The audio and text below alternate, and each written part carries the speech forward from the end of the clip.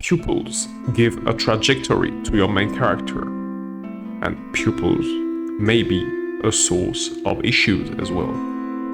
Pupils need your character's protection. They are weaker than her, whether it is in terms of mental weakness or physical weakness.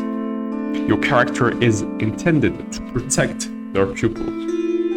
Pupils are generally a source of amusement.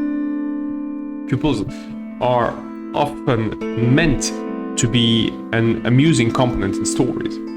They are meant to be a comedic element in some cases, but they can support the idea of adventure in your story as well, by the way they explore, the way they discover things, the way they want to experiment. Pupils are meant to develop your character's sense of attachment, as your character will attach herself to her pupil, which is why the pupil is the only form of antagonist, which will create this level, this degree, this strength of pain to your character.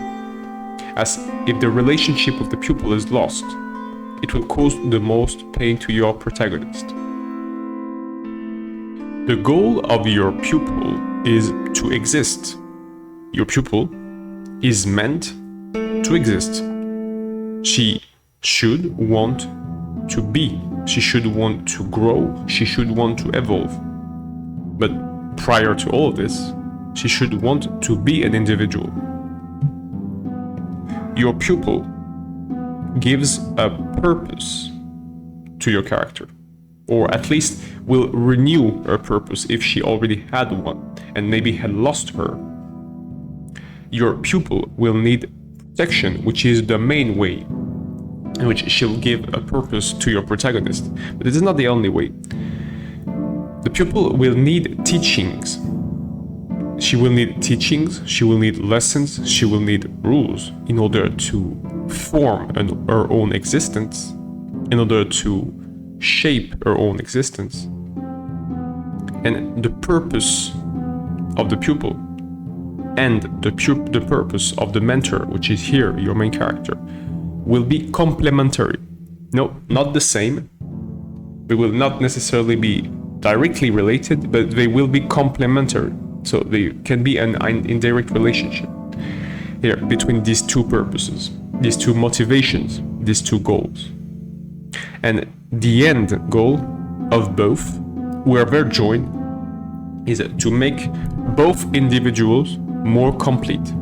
So in the end, both the pupil and the mentor should be more complete. The mentor should give the pupil a model through which she will exist, and the pupil should give the mentor a purpose. Both will end up this relationship more complete. Now, how does it happen? Inquiry is the main tool of both.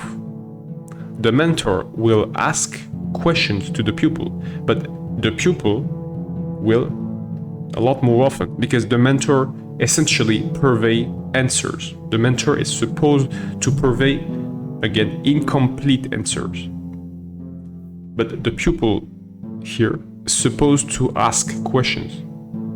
The pupil is supposed to question the mentor's behavior, the mentor's action, and the mentor's, execution of this behavior and this action.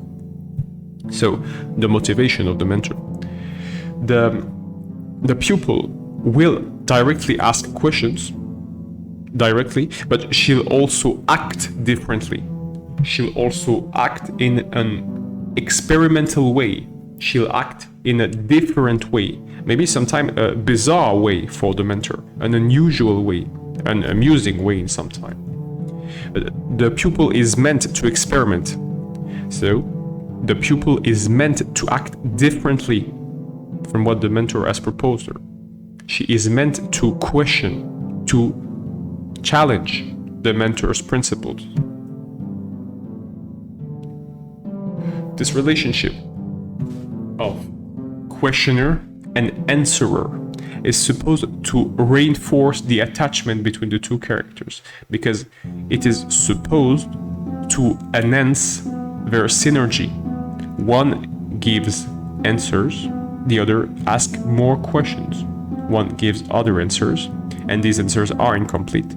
So the other asks more questions, and even more, to display the inconsistencies, to display the incoherences. The pupil should ask a lot of questions and should act in a different manner from the mentor. The two characters become more complete because all these principles, which summarize to asking questions and answering, and experimenting and retrying and persisting, should augment both characters' self-awareness. If you enjoyed this content and want to know more on this topic, check our video on the 6 surefire way to create an antagonist.